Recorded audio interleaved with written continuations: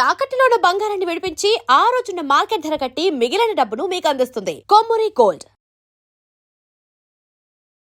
నమస్తే, welcome to our channel. నేను Rebecca. ఒక చెట్టు, ఆ చెట్టు నుంచి విపరీతంగా నీళ్ళు వస్తూ ఉన్నాయి.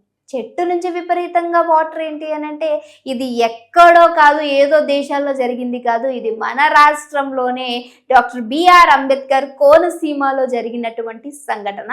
టిల్ నౌ ఇప్పటికి కూడా అదే సిచ్యువేషన్ అక్కడ. సో మీకు వెనకాల ఒక చెట్టు విజువల్ అయితే ప్లే చేస్తాను, చూసారు కదా. దీని పేరు బాడిస చెట్టు అంటారు. ఇది దాదాపుగా కొన్ని ప్రదేశాల్లో ఉంటూ ఉంటుంది. దీని నుంచి ఇలాంటి ఒక సంఘటన అనేది అరుదుగా జరగడం కాదు, ఇదే ఫస్ట్ టైం.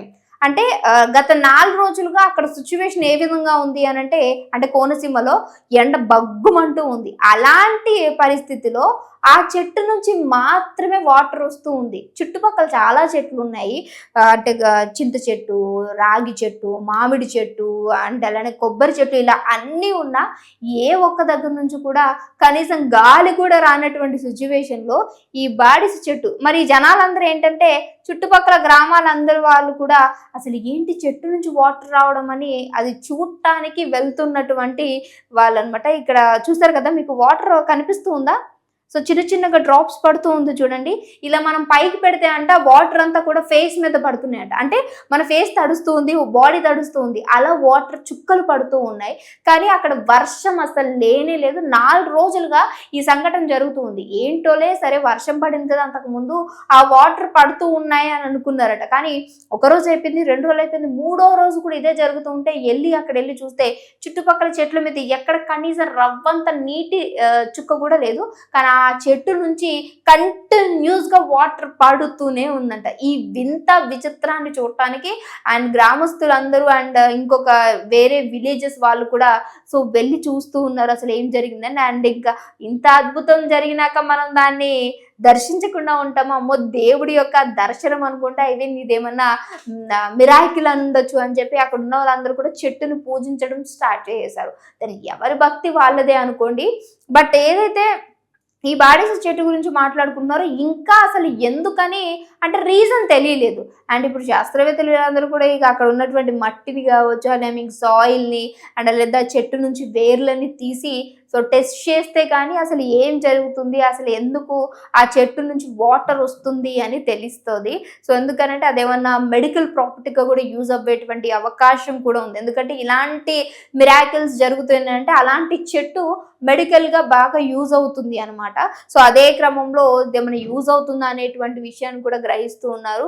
సో ఇక్కడ చూసారు కదా, జనాలందరూ కూడా సో చెట్టు చుట్టూ ప్రదర్శనలు చేస్తూ ఉన్నారు. ఎంత మిరాకిల్ జరుగుతుందంటే ఇది ఒక దేవుడి దర్శనం కింద భావిస్తూ ఉన్నారు అనమాట. అంటే ఆ చెట్టు ఒక దేవుడు లాగా సో దాన్ని ఒక దర్శిస్తూ ఉన్నారు.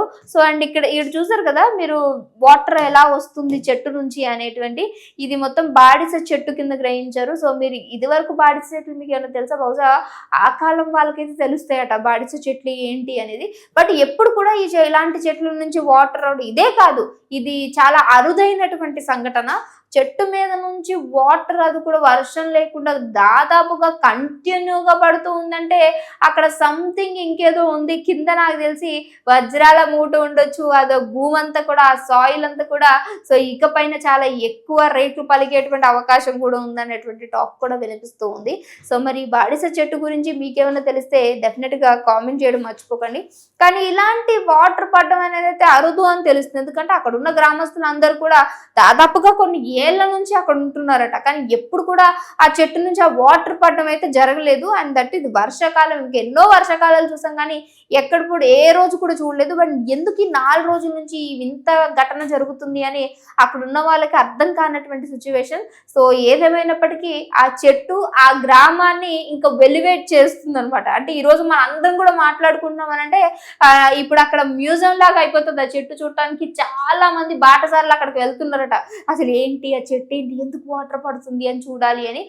చూడాలి మరి అది ఇక టూరిస్ట్ ప్లేస్ లాగా మారే అవకాశం ఉందా, లేదు అంటే వాటర్ కొన్ని రోజులు ఉంటే ఆగిపోతుందా అనేది అయితే తెలీదు. కానీ ఈ చెట్టు గురించి మీకేమన్నా తెలిస్తే కామెంట్ చేయడం మర్చిపోకుండా. డెఫినెట్గా కామెంట్స్ చదువుతాను నేను. ఇంకో వీడియోతో మళ్ళీ కలుస్తాను, చూస్తున్నానండి. చాలు.